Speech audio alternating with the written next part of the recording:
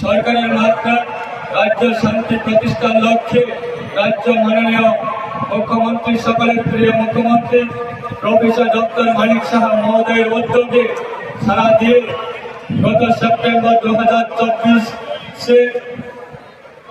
584 জন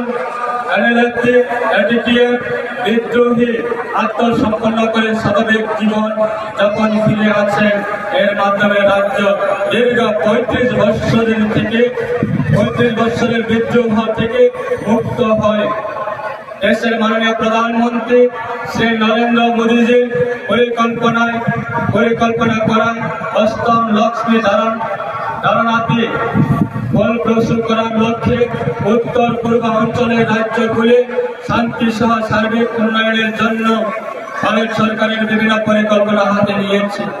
গত ডিসেম্বরে 2024 আমাদের রাজ্য উত্তর পূর্ব ভারতের 8টি রাজ্য মহামান্য রাজ্যপাল ও মুখ্যমন্ত্রীদের উপস্থিতিতে ভারত সরকারের